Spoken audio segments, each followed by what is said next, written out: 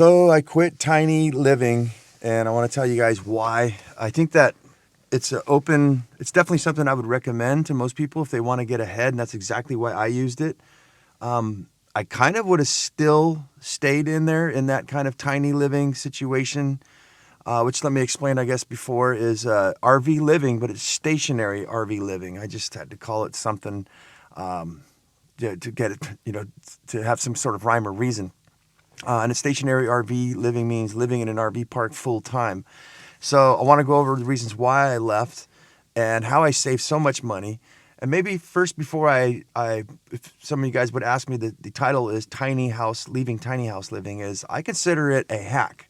A lot of people out there will tiny house live, and what they'll do is they'll spend $100,000. It's expensive, especially as the lumber and the materials have gone up.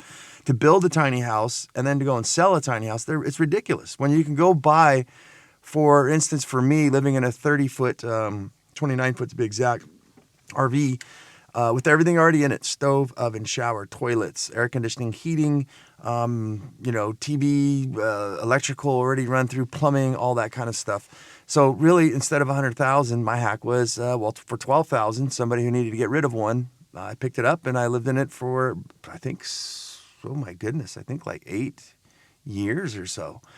So there's a lot of downsides to the, I don't have time to go into. I did do a couple shows on tiny and stationary RV living. You guys should check out if you're interested in it. But the main reason I chose it was going through a separation, a thing in my life where I had to separate. And me and my 2 children decided to stay in there in the RV park, living in the RV, because it was minimized amount of chores and things to do. I can basically clean my house within minutes, right? I didn't have to maintain. I had a pool, jacuzzi, a lake to go fishing at, places to go hiking to. It was really wonderful. But my main part was saving money. And what has happened is that because of this weird time in 2022 here, and specifically the end of last week of October, I believe, is a lot of the poorer people, and now I'm not talking bad about poor people or, unfortunate low-income people, but there's some of these people who are not good people, right? There's a lot of good people, a lot of great people. I've met friends that'll probably be friends for the rest of my life at the RV park, but also there are people who like to deal drugs, and they're just not that great of people. And so that's what happened to me. I moved a couple areas. They had larger spaces, which is interesting in itself. I kept wanting to get a larger space and a larger space and a larger space because I was just kind of, outgrowing my tiny house living situation.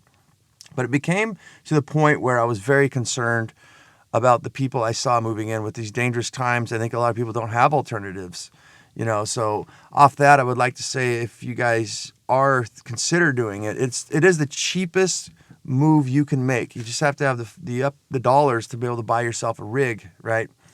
But yeah, it got pretty bad where there was some scary enough people to where I looked and I didn't feel comfortable with my kids, and I says, you know what, it's time to get out, and this is only going to get worse the way I saw it.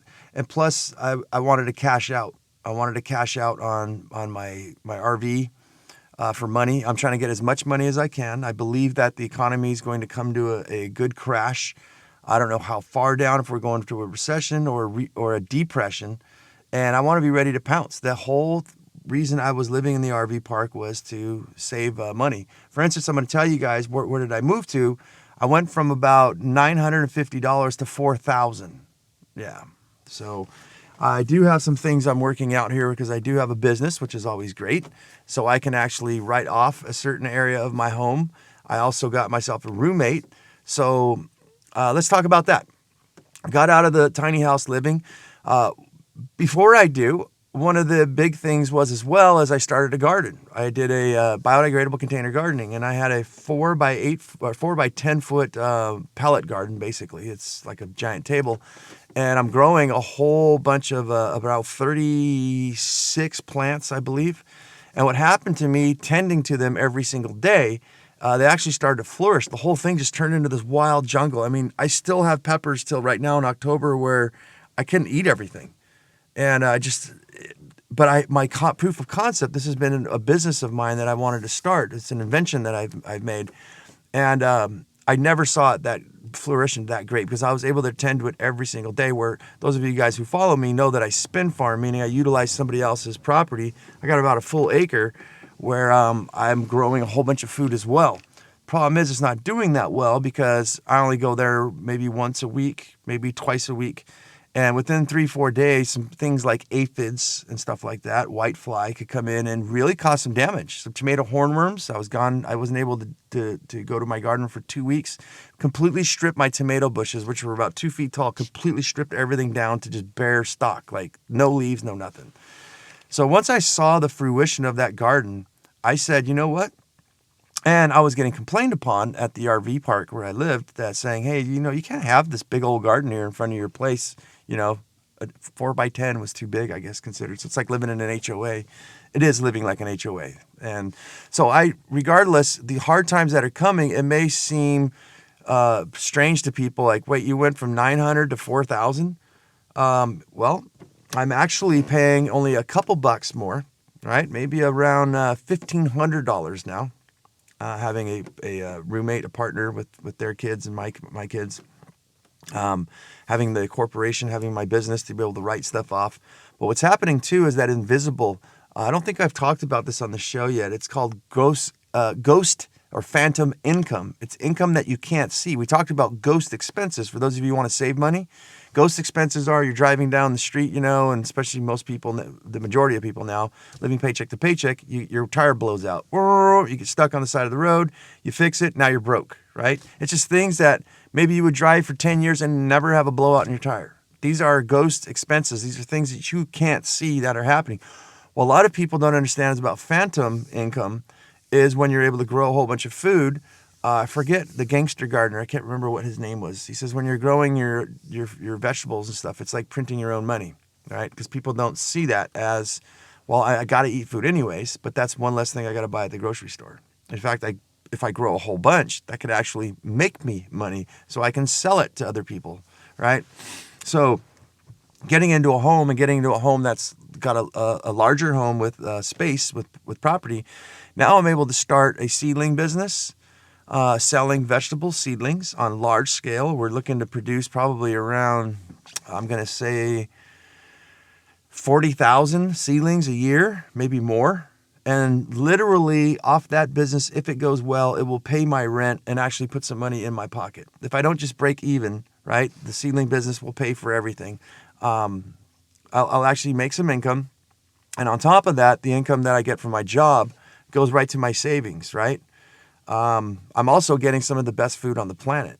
I'm also able to maybe monetize this on YouTube or, how I'm growing my seedlings, but mainly my garden, teaching people how to grow food. So I'm going to teach you guys and share some information with you guys on this show as well. But you guys can see the multiple angles of the opportunities. I'm an opportunistic person, and getting in this house would seem like, oh my God, $4,000 from $950 to $4,000. But look at the possibilities of everything that it opens up. In fact, it's better quality of life. I don't have crappy neighbors yet. By the way, guys, I've been in rich neighborhoods, and I've seen drug dealers. I know what they look like. I grew up in the ghetto. In their nice neighborhood, you'd say, there's no riffraff here. Oh, there's riffraff. It just depends where you're at. But yeah, so what we've done is we've taken this house, we've upscaled more space. And by the way, the spin farm, I told you guys, the property that I don't own, that I farm off of, is right down the street. Instead of a 15-minute drive, it's now a 4-minute drive. So I'm able to tend to that a lot more, utilizing the property that I'm renting and utilizing the land to grow a lot of my own food and produce a show and heal the planet and heal myself by eating yummy foods. So essentially what I'm doing is I'm in a way better spot getting out of the RV park. And what will happen is if things crash, which looks like they will, all of my income is being saved now, right? Because I have the side hustle business, many side hustle businesses. So in a way, I'm making more money by getting out of tiny house living into full normal house living. And I got to tell you guys, it's weird.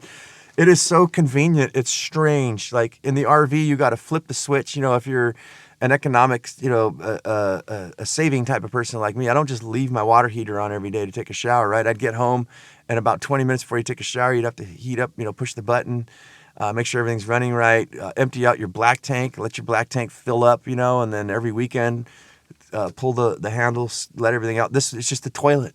It's just a toilet. And it just goes. We'll have to say I've been using a bidet.